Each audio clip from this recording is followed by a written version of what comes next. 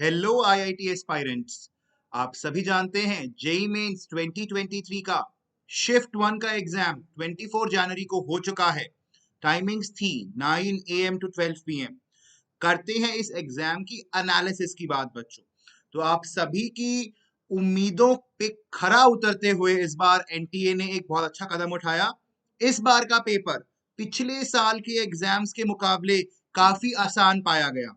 अगर हम फिजिक्स की सेक्शन वाइज बात करें तो पेपर का लेवल इजी टू मॉडरेट रहा, जिसमें अगर आपने एनसीईआरटी बेस्ड थोड़ा पढ़ रखा है तो you will be able to score decent marks. ऐसा पेपर सेट हुआ था।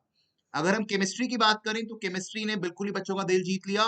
काफी आसान पूछी गई, बिल्कुल एनसीईआरटी बेस्ड, बिल्कुल भी लेंथी नहीं थी। 30-35 मिनट्स में जिस बच्चे ने अच्छे से पढ़ा हुआ था वो केमिस्ट्री से मार्क्स चुरा कर ले गया।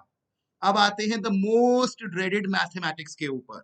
मैथमेटिक्स में बच्चों को था पिछले साल की यार जेई मेंस और जेई एडवांस में तो कोई फर्क ही नहीं रह गया है, कैसा पूछेंगे इस बार। तो इस बार थोड़ी राहत की सांस मिली बच्चों को। मैथ्स का लेवल मॉडरेट टू डिफिकल्ट रहा। हाँ, लेंथी था एग्जाम, बट रिलेटिवली इजी था एज कंपेयर टू 2022, क्योंकि 2022 में बहुत ड्रेडेड पेपर था, तो उसके मुकाबले इस बार काफी आसान पेपर था। और हाँ, एक और खास बात, 3D ज्योमेट्री एक नया टॉपिक उभर के आया है जो बहुत ही फेमस हो गया है आजकल के मैथ्स के पेपर में। जेई मेंस में 3D geometry and vector 3D से बहुत क्वेश्चन पूछे गए।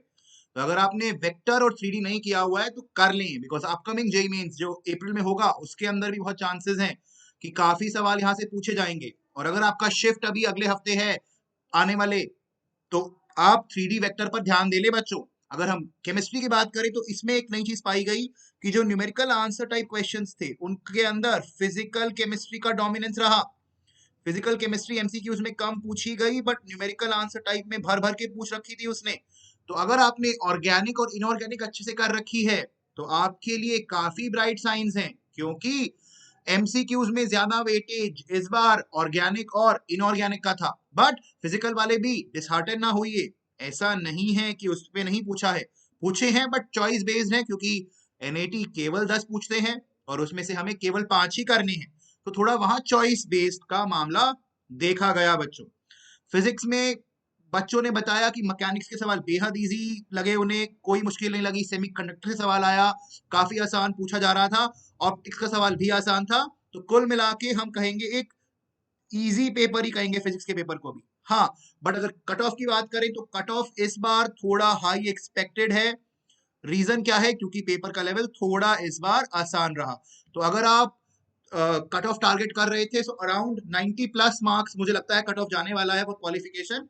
तो 90 से ऊपर मार्क्स होने चाहिए। 90 to 100 will be the range for cut off, if we can predict that. ठीक है। और अगर हम परसेंटाइल की बात करें तो परसेंटाइल में it will be around 200 marks इस बार। लग रहा है हमें कि 99 परसेंटाइल पे जाएगी, कि अगर किसी के 200 प्लस मार्क्स हैं तभी उसका 99 परसेंटाइल के ऊपर आएगा। पिछली बार क्या था 2022 में कि अगर आपने 180 ले लिए तो आपका 99 परसेंटाइल जा रहा था, बट इस बार पेपर का लेवल थोड़ा आसान पाया गया। तो उम्मीद है कि 200 से ऊपर नंबर लाने पर ही 99 परसेंटाइल टच होगा, क्योंकि कंपटीशन इस वक्त कम था, बट पेपर का लेवल इजी था, बच्चे टैकल कर पाए, बच्चों को इतनी मुसीबतों का सामना नहीं करना पड़ा। और एक और बात, कोनिक सेक्शन जो जनरली बच्चों का फेवरेट रहता है, थोड़ा सा कम पूछा गया।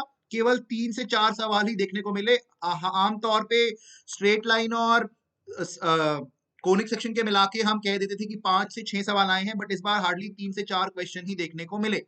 सो आई होप आपको ये डीप रूटेड एनालिसिस अच्छे लगे होंगे। तो thank you for watching the video बच्चों। ऐसे ही इंपॉर्टेंट जेई अपडेट्स के लिए फॉलो करते रहिए आईआईटीएन फाजी चैनल को।